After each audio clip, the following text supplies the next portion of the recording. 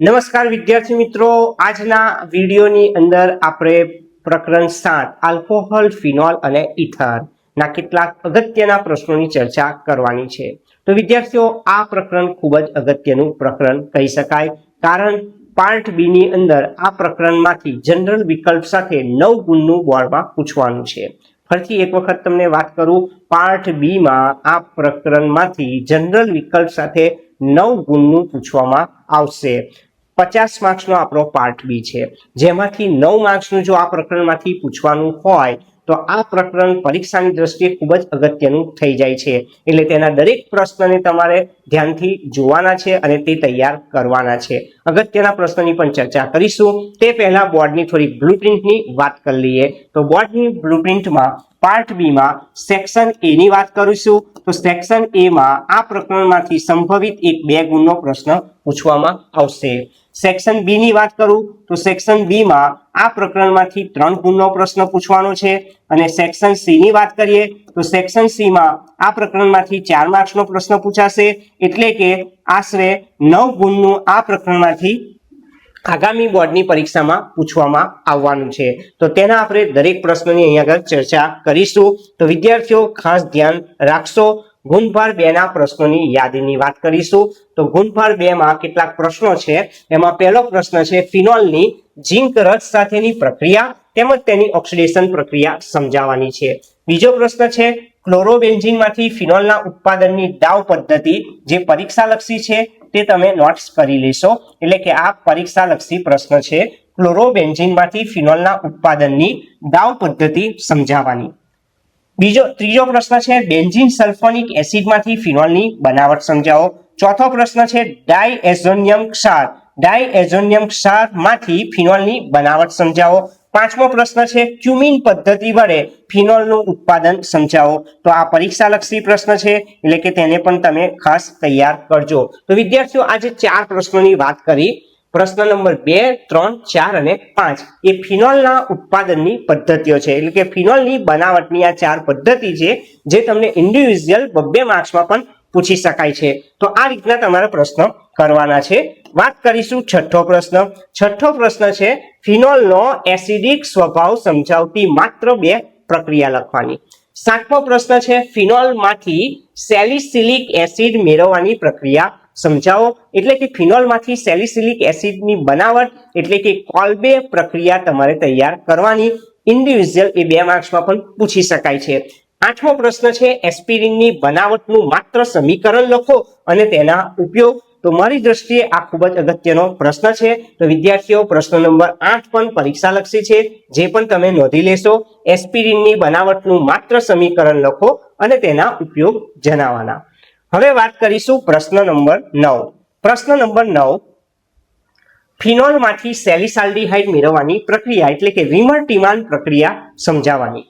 ઉપરાંત 10મો પ્રશ્ન મિથેનોલની બનાવટનું માત્ર સમીકરણ લખો અને તેના ઉપયોગ જણાવો. 11મો પ્રશ્ન લ્યુકાસ કસોટી સમજાવો. 12મો પ્રશ્ન પરિવર્તન આપો, માત્ર 2 તબક્કા જરૂરી છે, ફોર્માલ્ડિહાઇડમાંથી ઇથેનોલ. 13મો પ્રશ્ન પરિવર્તન આપો, માત્ર 2 તબક્કા જરૂરી છે, એસિટાલ્ડિહાઇડમાંથી પ્રોપેન ટુ ઓલ. 14મો પ્રશ્ન છે પરિવર્તન આપો, માત્ર 2 તબક્કા જરૂરી છે, એસિટોનમાંથી 2 મિથાઇલ પ્રોપેન ટુ ઓલ. હવે વાત કરીએ વિદ્યાર્થીઓ ગુણભાર 3 માં કેટલાક પૂછી શકાય તેવા પ્રશ્નોની. તો ગુણભાર 3 માં આલ્કોહોલનું નિર્જલીકરણ ખૂબ જ અગત્યનો પ્રશ્ન રહે છે. બીજો પ્રશ્ન છે ફિનોલમાંથી બેન્ઝોઇક એસિડ ની માત્ર પરિવર્તન લખવાનું છે, ફિનોલમાંથી બેન્ઝોઇક એસિડ. ત્રીજો પ્રશ્ન ગ્રિગ્નાર્ડ પ્રક્રિયક દ્વારા આલ્કોહોલની બનાવટ માટેના સમીકરણ લખો. આ રીતનો પણ પ્રશ્ન પૂછી શકાય છે. એટલે કે તમારે ફોર્માલ્ડિહાઇડમાંથી ઇથેનોલની બનાવટ લખવી પડે, એસિટાલ્ડિહાઇડમાંથી પ્રોપેન ટુ ઓલની બનાવટ લખવી પડે અને એસિટોનમાંથી 2 મિથાઇલ પ્રોપેન ટુ ઓલની બનાવટ લખવી પડે. એટલે કે ત્રીજો પ્રશ્ન જે છે તે અગાઉ આપણે જે ચર્ચા કરી છે વિદ્યાર્થીઓ, એ પ્રશ્ન નંબર 12, 13, 14 પ્રશ્નો તમે ભેગા કરશો તો તમારો આ જે પ્રશ્ન નંબર જે છે 3 તે થઈ જશે. ચોથો પ્રશ્ન છે મિથોક્સી મિથેનની HI સાથેની પ્રક્રિયાની ક્રિયાવિધિ સમજાવવાની છે। પાંચમો પ્રશ્ન પરીક્ષાલક્ષી છે, એને ટીક કરી લઈએ આપણે। હાઇડ્રોબોરેશન પ્રક્રિયા ઉદાહરણ સહિત સમજાવો। પરીક્ષાલક્ષી ખૂબ જ અગત્યનો પ્રશ્ન છે વિદ્યાર્થીઓ, આ પ્રશ્ન તમારે તૈયાર કરવાનો છે। છઠ્ઠો પ્રશ્ન છે ફિનોલની કોલ્બે સ્મિથ પ્રક્રિયા સમજાવો, જેની આપણે ચર્ચા અગાઉ પણ કરેલી છે। 2 ગુણની અંદર તે પરિવર્તન પણ પૂછી શકાય છે। વાત કરીશું વિદ્યાર્થીઓ સાતમો પ્રશ્ન। તો સાતમો પ્રશ્ન જે છે તે તમારા કોયડા નંબર 2 કોયડો 2 એ સાતમો પ્રશ્ન છે, જે 3 માર્ક્સમાં પૂછી શકાય છે। નીચે દર્શાવેલ પ્રક્રિયાઓથી મળતી સંભવિત નિપજોના આઈયુપીએસસી નામ અને તેના બંધારણ લખવાના। આપણને અહીં 3 પ્રક્રિયા આપેલી છે। બ્યુટેનાલનું ઉદ્દીપકીય રિડક્શન, મન H2SO4 ની હાજરીમાં પ્રોપીનનું જલીયકરણ, પ્રોપેનોલની મિથાઇલ મેગ્નેશિયમ બ્રોમાઇડ સાથેની પ્રક્રિયા અને ત્યારબાદ તેનું જળ વિભાજન થી જે નિપજો મળે છે તેમના આઈયુપીએસસી નામ અને તમારે બંધારણ લખવાના। એટલે કે 3 સમીકરણો અહીંયા તમારે તૈયાર કરી દેવાના રહે છે। આઠમો પ્રશ્ન એ લખાણ સંબંધિત પ્રશ્ન નંબર 6 નો પહેલો લખાણ સંબંધિત પ્રશ્ન નંબર 6 જોજો અને તેનો પેટા પ્રકાર નંબર 1 જોવાનો। તે આ પ્રશ્ન છે butane 1 only HCl ZnCl2 HBr અને SOCl2 સાથેની માત્ર પ્રક્રિયા લખવાની છે। હવે વાત કરીશું વિદ્યાર્થીઓ નવમો પ્રશ્ન। તો નવમો પ્રશ્ન ખૂબ જ અગત્યનો પ્રશ્ન છે। આ પ્રશ્ન છે હાઇડ્રોજન આયોડાઇડની નીચે દર્શાવેલ સંયોજન સાથેની પ્રક્રિયાના સમીકરણ લખો। સ્વાધ્યાયનો પ્રશ્ન નંબર 28 ખૂબ જ અગત્યનો હોવાથી તમારે આ પ્રશ્ન ખાસ કરવો જોઈએ વિદ્યાર્થીઓ। હજુ કહું છું તમને આ પ્રશ્ન ખૂબ જ અગત્યનો છે, પરીક્ષાની દ્રષ્ટિએ આ પૂછી શકાય તેમ છે। હાઇડ્રોજન આયોડાઇડની નીચે દર્શાવેલ સંયોજન સાથેની પ્રક્રિયા માત્ર સમીકરણ લખવાના। 1 પ્રોપોક્સી પ્રોપેન સાથે methoxy benzene benzyl ethyl ether સાથેની પ્રક્રિયાના સમીકરણ। સ્વાધ્યાયનો પ્રશ્ન નંબર 28 ધ્યાન પર રાખશો। ઉપરાંત 10મા પ્રશ્નની વાત કરું તો 10મો પ્રશ્ન એ છે નીચે દર્શાવેલા સંશ્લેષણ કેવી રીતે કરશો। પહેલો પ્રશ્ન છે એક યોગ્ય આલ્કીનમાંથી 1 ફિનાઇલ ઇથેનોલ। બીજો પ્રશ્ન SN2 પ્રક્રિયા દ્વારા આલ્કાઇલ હેલાઇડના ઉપયોગથી સાયક્લોહેક્સાઇલ મિથેનોલ। ત્રીજો પ્રશ્ન એક યોગ્ય આલ્કાઇલ હેલાઇડના ઉપયોગથી પેન્ટેન 1 ઓલ। આ રીતનો પ્રશ્ન પણ આપણને પૂછી શકાય છે, જે તમારા સ્વાધ્યાયનો પ્રશ્ન નંબર 13।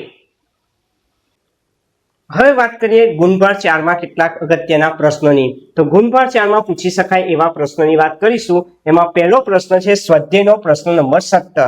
સ્વાધ્યાયનો 17મો પ્રશ્ન નીચે દર્શાવેલ પ્રક્રિયા માટે માત્ર સમીકરણ લખો। પ્રોપેન 1 ઓલનું આલ્કલાઇન KMnO4 ના દ્રાવણ સાથે ઓક્સિડેશન।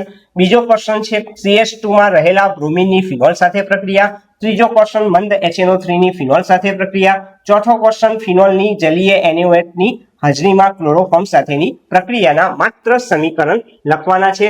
ઉપરાંત વિદ્યાર્થીઓ આ પ્રશ્નની સાથે કેટલાક એક્સ્ટ્રા પ્રશ્નો પણ આપણે અહીંયા આગળ જોડેલા છે। CH2 માં રહેલા બ્રોમિનની ફિનોલ સાથે પ્રક્રિયા એટલે કે ફિનોલનું બ્રોમિનેશન। તમને અહીંયા આગળ બ્રોમિન જળ પણ લખી શકે, જે મેં અહીંયા આગળ 5મો પ્રશ્ન કરીને લખેલો છે કે બ્રોમિન જળની ફિનોલ સાથેની પ્રક્રિયા પણ તમારે તૈયાર કરી દેવાની। ઉપરાંત મંદ HNO3 ની ફિનોલ સાથેની પ્રક્રિયા તમને અહીંયા આગળ પૂછવામાં આવી છે, એની જગ્યાએ તમને સાંદ્ર HNO3 ની ફિનોલ સાથેની પ્રક્રિયા પૂછી શકાય, જેમાં આપણી નિપજ પિક્રિક એસિડ રહેવાની છે। ઉપરાંત ઝિંક રસ સાથે ફિનોલની પ્રક્રિયા પણ પૂછી શકાય છે। ક્રોમિક એસિડ વડે ફિનોલનું ઓક્સિડેશન, એટલે કે તમારે આ 8 પ્રશ્નો તૈયાર કરવા જરૂરી છે। 4 માર્ક્સમાં આમાંથી કોઈ પણ 4 સમીકરણ તમને પૂછી શકાય। તો વિદ્યાર્થીઓ આ પરીક્ષાલક્ષી છે, ખાસ પ્રશ્ન નંબર 17 કરી લેજો। વાત કરીશ પ્રશ્ન નંબર 2। પ્રશ્ન નંબર 2 એમાં પણ માત્ર સમીકરણ લખવાના છે, પરંતુ આ પ્રશ્ન સ્વાધ્યાયનો 31મો પ્રશ્ન છે, તો ધ્યાનથી તમે સમજો। ફ્રીડલ ક્રાફ્ટ પ્રક્રિયા એનિસોલનું આલ્કાઇલેશન, એટલે કે એનિસોલનું આલ્કાઇલેશન, એનિસોલનું નાઇટ્રેશન, એનિસોલનું બ્રોમિનેશન અને એનિસોલનું એસાઇલેશન, એટલે કે એનિસોલની તમારે 4 પ્રકારની પ્રક્રિયા પાક્કી કરી દેવાની અને તેના સમીકરણ તૈયાર કરી દેવાના, જેથી તમને 4 માર્ક્સમાં જો આ પ્રશ્ન પૂછાય તો તે સરળતાથી આવડી શકે છે। ત્રીજા પ્રશ્નની વાત કરું તો વિદ્યાર્થીઓ ત્રીજો પ્રશ્ન એ સ્વાધ્યાયનો 24મો પ્રશ્ન છે। આમાં તમારે વિલિયમસન સંશ્લેષણ મેથડનો ઉપયોગ કરવાનો છે। પ્રશ્ન પૂછવામાં આવ્યો છે નીચે દર્શાવેલ ઇથર સંયોજનોની વિલિયમસન સંશ્લેષણ દ્વારા બનાવટ માટેના પ્રક્રિયકોના નામ અને એના સમીકરણ લખવાના છે. એટલે કે આપણને નિપજ આપી દીધી છે અને તે કયા પ્રક્રિયકો દ્વારા બને છે તે તમારે અહીં આગળ દર્શાવવાનું છે. પહેલી નિપજ છે 1 પ્રોપોક્સી પ્રોપેન, સેકન્ડ છે 2 methoxy 2 methyl propane, third ethoxy benzene, fourth 1 methoxy ethane. આ ચાર આપણને નિપજ આપેલી છે તે માટેના પ્રક્રિયકો કયા હોઈ શકે તે સમીકરણ સાથે દર્શાવવાના છે. તો ત્રીજો પ્રશ્ન પરીક્ષાલક્ષી છે વિદ્યાર્થીઓ. 24મો પ્રશ્ન સ્વાધ્યાયનો 24મો પ્રશ્ન એ પરીક્ષાલક્ષી હોવાથી તેની તૈયારી તમારે કરવાની છે. વાત કરીશ વિદ્યાર્થીઓ 24માં ચોથા પ્રશ્નની. ચોથા પ્રશ્નમાં અહીં આગળ તમને 2 માર્ક્સમાં 2 પ્રશ્નો અહીં આગળ લખેલા છે. એટલે કે કોલ્બે સ્મિથ અને રિમર-ટીમાન પ્રક્રિયા પણ ફિનોલ માટે પૂછી શકાય છે. તો આ પ્રશ્નો તમારે તૈયાર કરવાના જ છે. વાત કરીશ 5મો પ્રશ્ન. તો નીચે દર્શાવેલા સંયોજનોમાંથી ફિનોલ કેવી રીતે, એટલે કે ફિનોલની બનાવટના 4 સમીકરણ તમારે લખવાના છે. ફિનોલની બનાવટ તમારે તૈયાર કરી દેવાની વિદ્યાર્થીઓ. ફિનોલનો આખો ટોપિક જ તૈયાર કરી દેવાનો. ફિનોલની 4 બનાવટ, ફિનોલનું નાઇટ્રેશન, ફિનોલનું બ્રોમિનેશન, કોલ્બે સ્મિથ પ્રક્રિયા, રિમર-ટીમાન પ્રક્રિયા, ફિનોલની ઝિંક રસ સાથેની પ્રક્રિયા તેમજ ફિનોલનું ઓક્સિડેશન. એટલે કે ફિનોલનો કોઈ પણ ટોપિક તમારે છોડવાનો નથી. ફિનોલના દરેક પોઈન્ટ તમારે ધ્યાનથી સમજી લેવાના છે. તો આ ફિનોલનો ટોપિક છે. એટલે કે ફિનોલ નીચે દર્શાવેલા સંયોજનમાંથી કેવી રીતે મેળવશો.